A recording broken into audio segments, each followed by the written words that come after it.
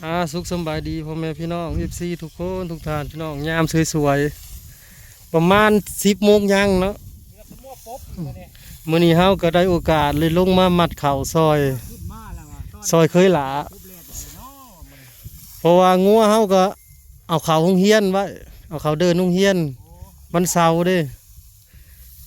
คันสั้นก็บ่ได้ลงมาแล้วมันทะยากงัว8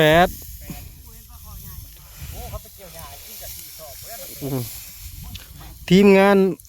านมัดเข่ามีอยู่2 4 6 7 คนแต่ว่าทีมงานคนก็มีต่างหากคนอยู่เทิงจะคนน่ะ4บ่หรือ4 คนเพราะว่าเพิ่นได้คนงานมือซื่นนี่ได้จะคนเพิ่นมาเกี่ยวนี่จังหวะเกือบแล้วยังข้าวสุก2-3 ไห่หนึ่งบ่เด้อถูกนั่นน่ะอยู่เทิงก็ยังบ่อยู่เทิงอีก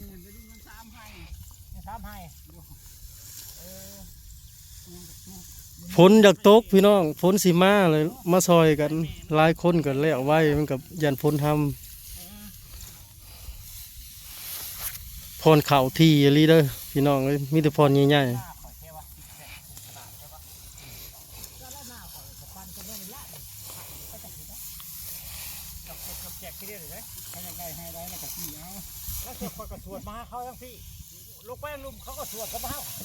ห้อยก็เอากันตีก็เอาตัดซึ่งเลยเจ้าก็เอาทั้งนั้นคอยกับทั้งนี้อยู่นี่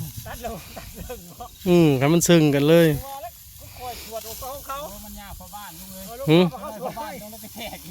บ่ให้แทก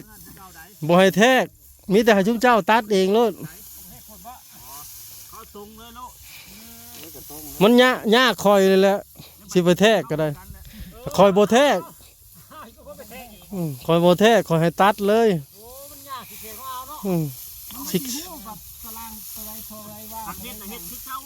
มันโบเกินนั่น1 เมตรนะงกเข้าไป2 เมตรยังเก่งก็ได้เอา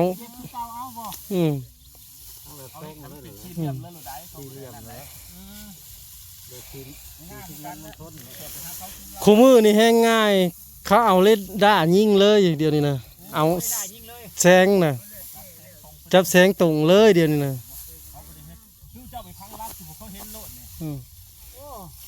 เวทมาใหม่เลยทีมงานมัดเข่าเคยหลาลายพี่น้องเลยซอยกันยันฝนมาไล่ห่วยคือแต่เฮาก็ยังอยู่บ่ได้เนาะเห็นว่าฝนจากมาลิ้วลงมามันเอาแค่แล้วบัดนี้ตะกี้มันเตือนไว้มันว่ามันบอกไว้มันให้เฮาเกียมมันให้เฮาเกียมตัวยัง3ให้เนาะ1ตัวบ่ทันมัด2 3ยัง4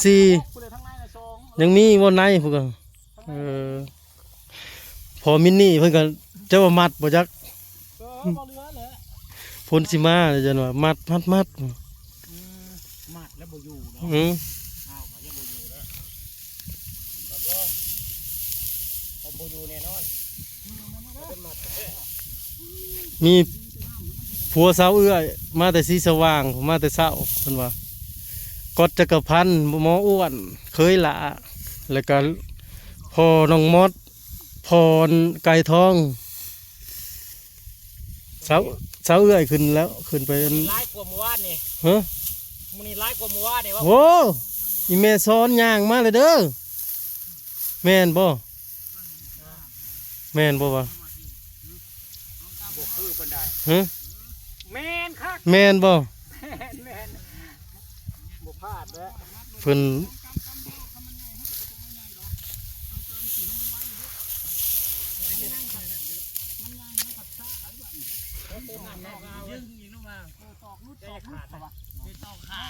มาเอาหมูอยู่ในตู้เย็นเอากระดาษกินเหล้าเข้าไปเพิ่ม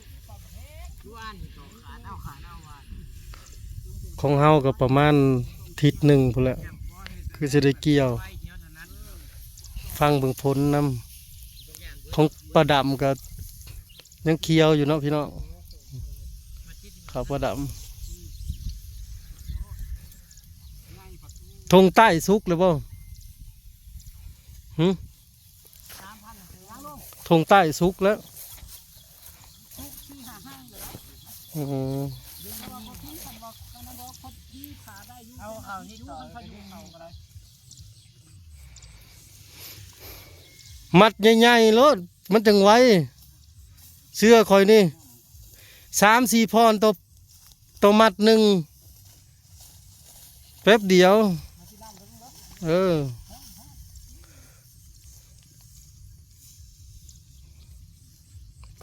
หลายคนก็ดีนะพี่น้อง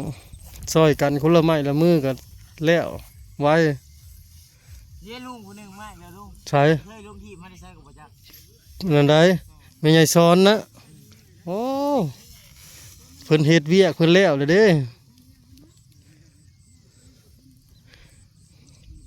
ใส่อันหอบเดียวเลยห้ามว้วน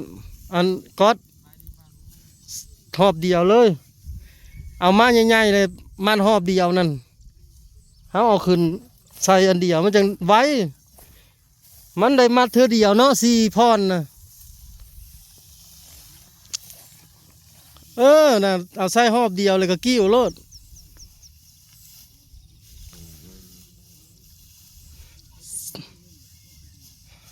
ใครดอกเพิ่นมัดเป็นอยู่โอ้ยแม่ใหญ่ห้องก็แล้วเวียกบ่ โดยฮักกะเลยวิ่ง โอ้ ลูกกลางคืนเป็นผู้หญิงกลางเวทเป็นผู้ชาย นี่ได้ อันเพื่อส่งของบอกของบุญเพื่อวันทุ่งทางไทย และสำเร็จแต่ก็มา สำเร็จเพิ่นมาซอย มาเถอะลูกเสือเต้า โดยเพิ่นมาแต่เฮือนบุญ โดย แล้วเบิดเพิ่นว่าจังได้มามัดข้าวซอยพี่ แม่ โอ้ผัวก็บ่ได้อยู่เนาะ ผัวผักแก่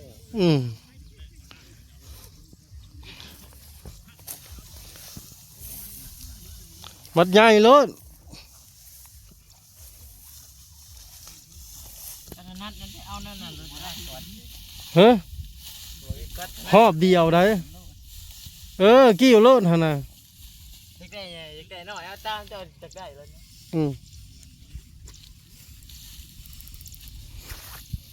ผู้เสียงรถไถลงมาแล้วได้จักรถเลยมื้อนี้นะ รถเดียวแล้วหนู เออ รถเดียวท้าสมูเดียวขึ้นได้ เพราะว่ามันเนาะมัน ข้างหน้า มันเปียกมันข้างหน้าก็สูงเนี่ยเขาเรางามเลยปีนี้นะ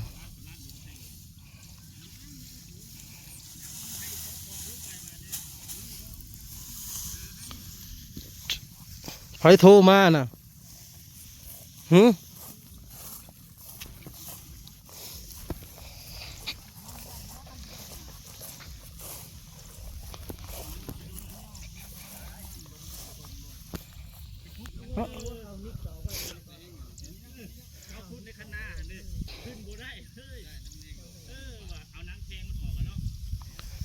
เขางามมาเลยพี่น้อง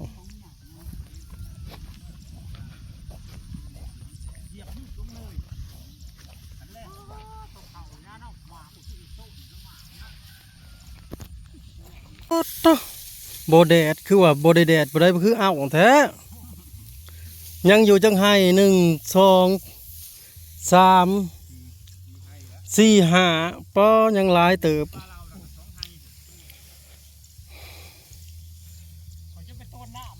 เฮ้เดี๋ยวนี้นะบึงในพรเข่าทีลิ ถ้าทอดข้ามว่านี่บ่ได้ รถไถขึ้นคือเฮิงแทบบ่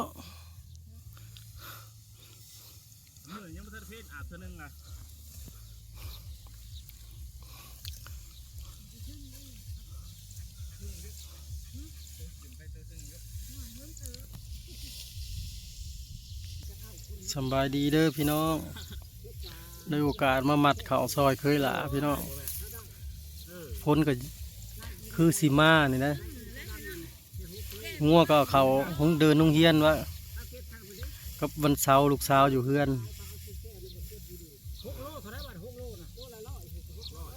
มืดมัดหนึ่งนะพี่น้อง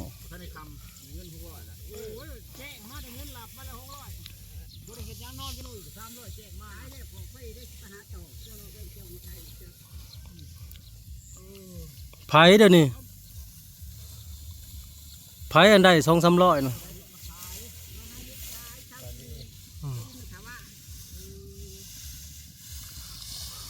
เฮ็ด6 โลนะบ่ธรรมดาได้เฮ็ดดอกน้อยเฮ็ด6 โลเบอร์ประมาณควรดูว่าได้ค่านี่พูดก่อนนี่นะหัวดอกก็ได้ก้อย